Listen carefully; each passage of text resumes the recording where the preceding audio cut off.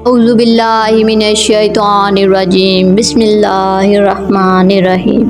السلام علیکم ناظرین، welcome to our YouTube channel.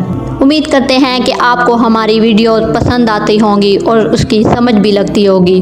اگر آپ لوگ ہمارے چینل پہ نئے ہیں تو ہمارے چینل کو لائک، سبسکرائب اور شیئر کریں۔ بیل آئیکن کے بٹن کو ضرور دبائیں تاکہ ہماری ہر آنے والی نئی ویڈیو آپ تک پہنچ سکے۔ تو ناظرین، ایک دن ابو جہل اور ولید بن مغیرہ نے مشورہ کیا کہ نبی اکرم صلی اللہ علیہ وآلہ وسلم کو مسجد الحرام میں قتل کر دیا جائے، اور طے یہ پایا کہ جب رسول خدا مسجد میں آ کر نماز پڑھیں گے تو اس وقت ولید ان پر حملہ کر کے ان کا کام تمام کر دے گا۔ نماز کا وقت ہوا تو رسول خدا صلی اللہ علیہ وآلہ وسلم مسجد میں داخل ہوئے۔ آپ نے نماز شروع کی تو ابو جہل نے ولید بن وحیدہ سے کہا کہ اٹھو اور پروگرام کے مطابق محمد کو قتل کر دو۔ نعوذ باللہ۔ ولید وہاں آیا جہاں رحمت العالمین نماز پڑھ رہے تھے، لیکن اس وقت عجیب اتفاق یہ ہوا کہ اسے حضرت کی قرأت کی آواز سنائی دیتی تھی، لیکن اسے ان حضرت دکھائی نہ دیتے تھے۔ وہ حیران ہو کر ابو جہل کے پاس آیا اور اسے کہا، مجھے محمد کی آواز سنائی تو دیتی ہے لیکن وہ خود کہیں دکھائی نہیں دے رہے۔ یہ سن کر ابو جہل اور اس کے خاندان کے افراد اٹھے۔ انہوں نے آپ کو مسجد الحرام میں بہت تلاش کیا لیکن آپ انہیں کہیں دکھائی نہ دیے۔ ایک مرتبہ رسول خدا صلی اللہ علیہ وآلہ وسلم سجدہ میں مصروف تھے تو ابو جہل نے ایک پتھر اٹھایا اور چاہا کہ حبیب خدا کا سر اتھر پہ مارے، لیکن خدا کی قدرت سے وہ پتھر اس کے ہاتھ سے چپک گیا۔ اس نے پتھر کو ہٹانے کی بڑی کوشش کی لیکن جدا نہ ہوا۔ جب حضرت نماز سے فارغ ہوئے تو ابو جہل آپ کے پاس آیا اور کہا، خدا را اس پتھر کو میرے ہاتھوں سے جدا کریں۔ حضرت صلی اللہ علیہ وآلہ وسلم نے دعا مانگی تو اس کے ہاتھ سے پتھر جدا ہو گیا۔ کچھ عرصہ گزرنے کے بعد ابو جہل نے پھر حضرت کو شہید کرنے کا ارادہ کیا۔ اس نے ایک بھاری پتھر اٹھایا اور چاہا کہ حالت سجدہ میں پڑے ہوئے رسول اکرم صلی اللہ علیہ وآلہ وسلم پر گرائے، لیکن جیسے ہی وہ حضرت کے قریب آیا تو کانپتا ہوا پیچھے ہٹا۔ لوگوں نے اس سے اس کی وجہ پوچھی تو اس نے کہا، جیسے ہی میں نے پتھر مارنے کا ارادہ کیا تو میں نے دیکھا کہ ایک بڑا سا سانپ دم اٹھائے میری طرف آ رہا تھا۔ میں آگے بڑھتا تو وہ مجھے مار ڈالتا۔ ایک دفعہ حضرت بن ناصر نے آپ کو قتل کرنے کا ارادہ کیا، مگر جیسے ہی وہ حضرت کے قریب گیا تو کانپتا ہوا پیچھے ہٹا۔ پھر اس نے ابو جہل سے کہا، میں جیسے ہی قتل محمد کا ارادہ سے آگے بڑھتا ہوں تو مجھے سیاہ رنگ کے سانپ دکھائی دیے جو منہ کھولے میری طرف آ رہے تھے، اس لیے میں ڈر کے مارے واپس آ گیا۔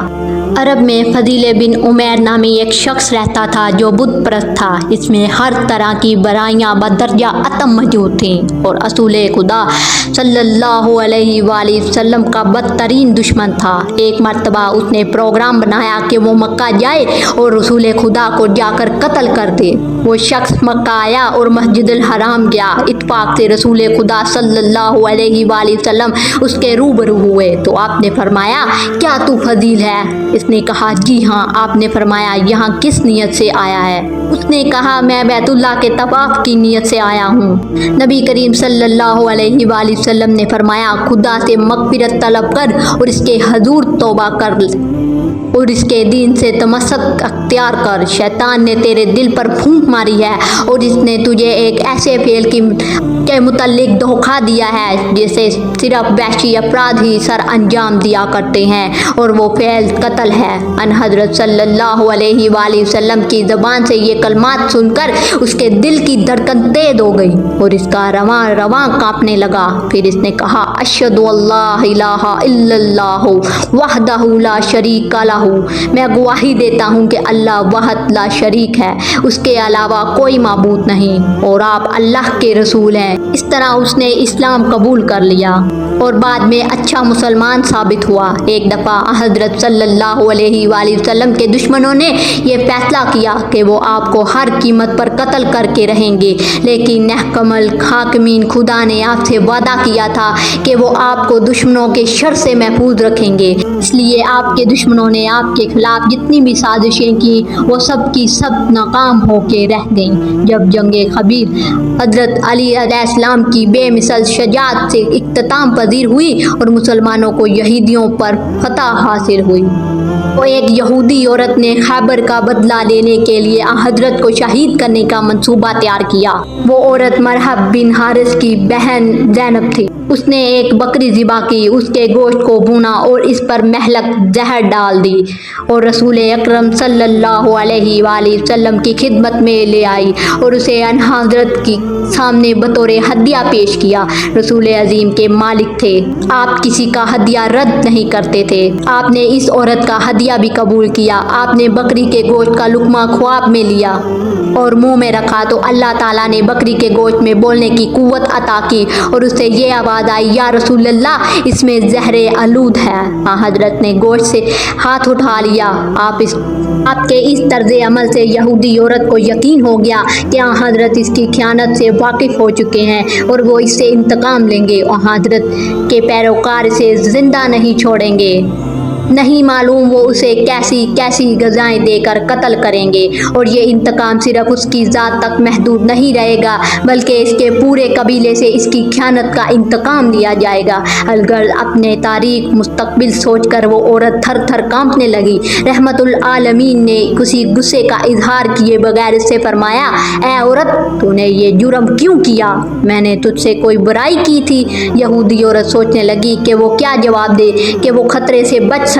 کچھ دیر سوچنے کے بعد اس نے کہا، یا رسول اللہ، میری طرف سے معذرت قبول کریں، میں آپ کا امتحان لینا چاہتی تھی اور میں نے اپنے دل میں یہ سوچا تھا کہ میں انہیں زہر آلود کھانا پیش کروں گی۔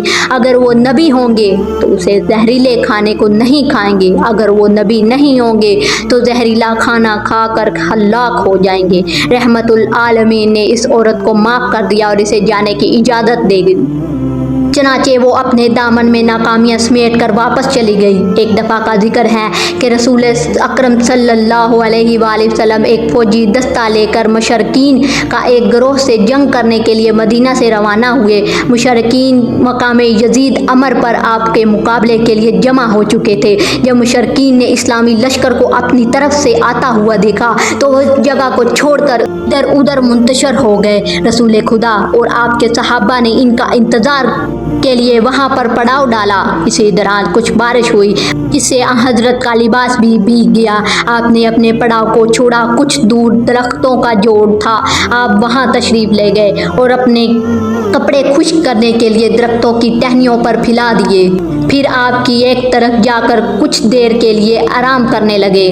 مشرکین نبی اکرم صلی اللہ علیہ وآلہ وسلم اور آپ کے لشکر پر نگاہیں جمائے ہوئے تھے۔ جب انہوں نے نبی اکرم صلی اللہ علیہ وآلہ وسلم کو ساتھیوں سے دور ایک درخت کے نیچے سوتے ہوئے دیکھا تو ان کے ذہن میں یہ خیال آیا کہ موقع اچھا ہے، نبی کریم صلی اللہ علیہ وآلہ وسلم کو سوتے ہوئے قتل کر دیا جائے، نعوذ باللہ۔